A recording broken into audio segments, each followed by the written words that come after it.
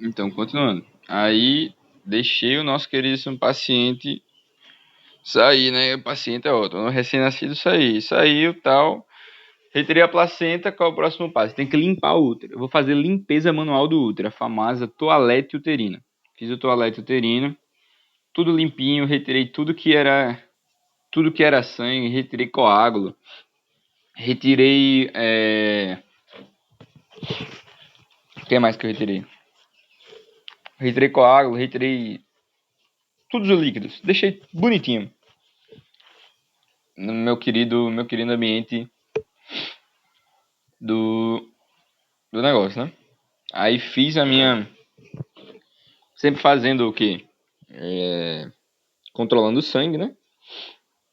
Fazendo a devida hemostasia. E aí, o próximo passo vai ser a rafia muscular, a rafia do útero, né? Então, muito importante fazer a rafia do útero. Vou lá pinçar as bordas uterinas e fazer a estereorrafia, né?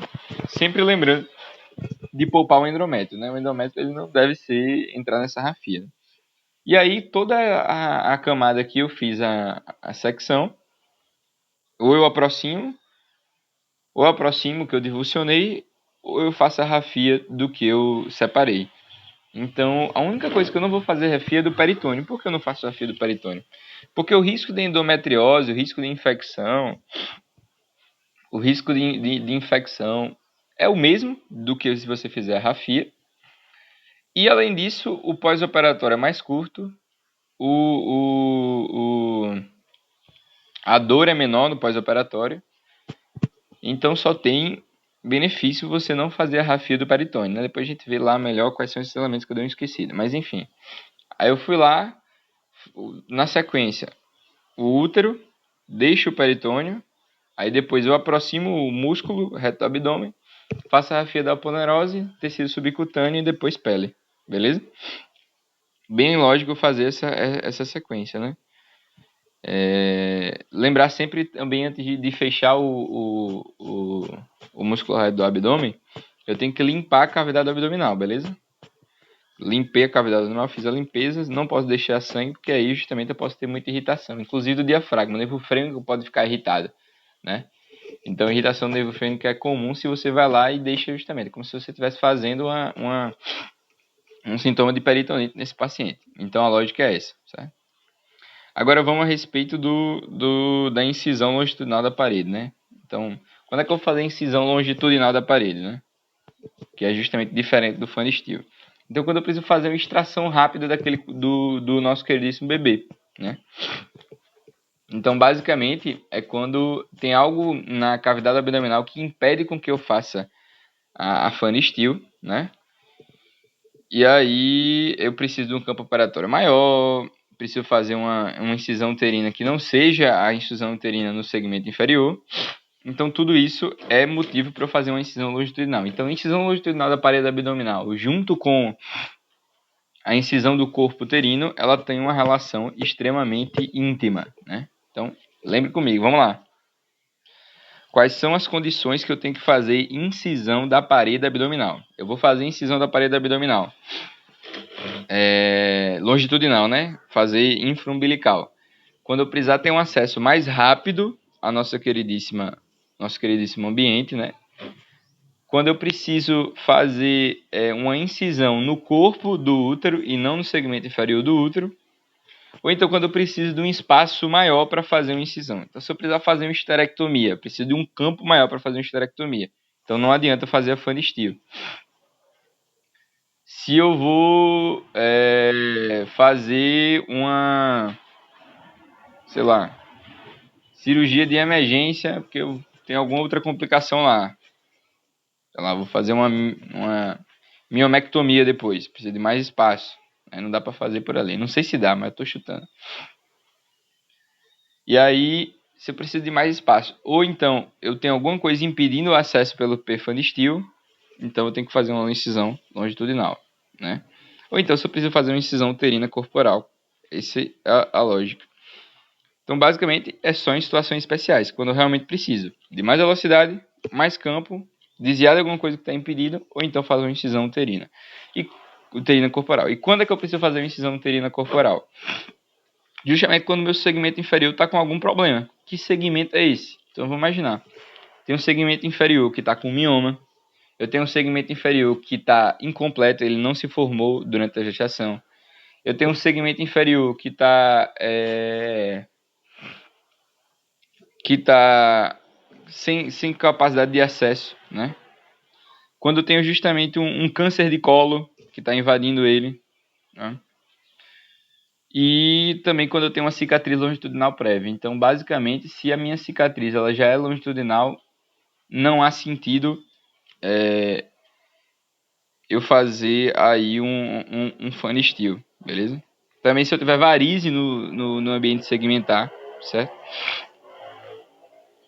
E aí, essa é a lógica importante. Em relação a essa lesão segmentar, né, essa cicatriz segmentar, quando a gente estiver falando de cesariana prévia, né, é quando essa cesariana ela é segmentada, tá? Quando é no segmento inferior. E não quando ela é longitudinal. Se ela for longitudinal, é obrigatório ser o quê? É obrigatório, se tiver uma cicatriz longitudinal, é obrigatório que eu faça justamente uma cirurgia cesariana. E se essa cicatriz for longitudinal, eu preciso fazer uma incisão corporal, beleza? Então, novamente, mioma ou câncer de colo, ou câncer de colo, né? Invadindo essa região, cesárea pós-morte, ou então uma inserção.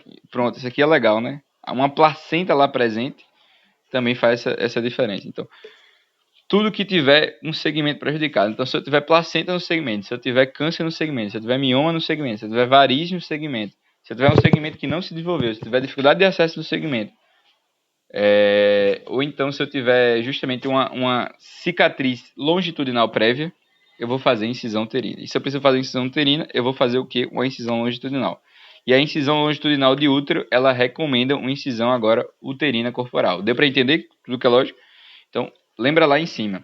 Quando eu disse que uma cirurgia prévia foi feita no sentido longitudinal, eu preciso fazer uma cesárea. E essa cesárea tem que ser uma cesárea com incisão de corpo.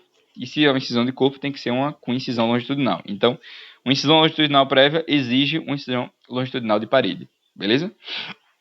Então, tudo que o segmento estiver prejudicado, mioma, câncer de colo, varize, inexistente, dificuldade de acesso, cicatriz longitudinal prévia ou cesárea pós-morte.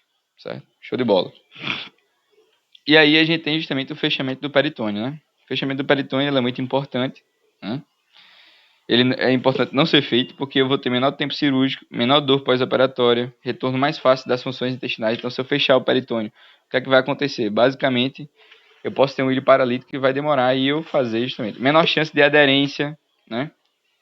E as infecções cirúrgicas e endometrite, né, vão ter basicamente a mesma chance de acontecer nesses casos. Então, pense comigo. Se eu tenho um negócio que não gera nenhum mais perigo e diminui dor, diminui pós-operatória, diminui chance de aderência, diminui chance de... diminui o tempo de cirurgia, eu não preciso fazer esse processo, beleza? Não preciso fazer essa etapa. A lógica é essa.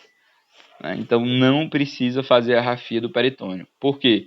Porque vai diminuir o tempo cirúrgico, vai diminuir dor, vai diminuir complicação, vai diminuir aderência e não vai alterar a chance de infecção do endométrio e infecção cirúrgica. Beleza? Show de bola. Antibiótico profilaxia, tem que fazer isso? Tem. Ampicilina, cefazolina, ampicilina, cefalotina, cefazolina. 2 miligramas. Ampicilina 2 miligramas. Por quê? Porque é uma cirurgia potencialmente contaminada, certo? Então tem que fazer antibiótico profilaxia. Profilaxia. Não. Aí baixa, tem que ser profilaxia, né? Então é isso, né? O tratamento ele só vai ser feito quando eu tiver alguma infecção relacionada. Então vamos imaginar que eu tenho uma cesárea e eu tenho uma amniotite, né? Corioamniite, né? Corioamniite. Coramionite. Eu preciso justamente, obrigatoriamente, fazer um tratamento e não uma profilaxia. Aqui é profilaxia, né? Então é para todas as mulheres. Além de profilaxia, eu tenho que fazer o quê? Prevenção de trombose. Então, meia compressiva é o que todo mundo tem que fazer, mas de preferência uma heparina não fracionada. Não se faz geralmente por quê? Porque tem é muito caro, né? A drenagem vesical, que ficou lá, que foi feita no pré-operatório, tem que se manter durante 6 horas, né? O mínimo possível. Manter a bexiga dessa mulher vazia, né? para não ficar pressionando o útero. E também retornar aí a alimentação pelo menos 2 horas depois, né? Pelo menos 2 horas depois, tentar deambular, né? Fazer justamente aquela prevenção de TVP-AP. Alta hospitalar, quando é que eu vou dar? Alta hospitalar eu vou dar depois de 48 horas. No Covid estavam fazendo 36, mas 48 horas.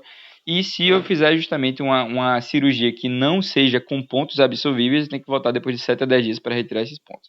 Então, isso é o pós-operatório, beleza? Então, lembrar, né?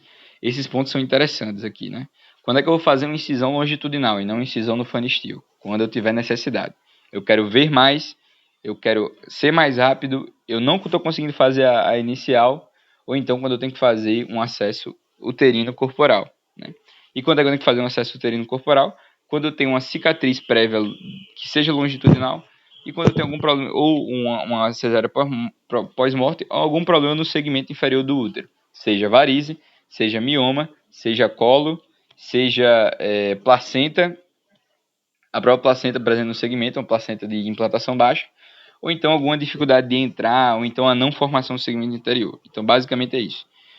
Espero que tenha entendido, certo? Essa é a lógica, o pós-operatório é bem interessante, então tem que ter drenagem, tem que ter profilaxia para trombos, prevenção TVP, antibiótico profilaxia, 6 horas de vesical, tentar alimentar, dar alta com 48 horas e voltar para tirar os pontos depois de 7 dias, se não for feito com pontos absorvíveis.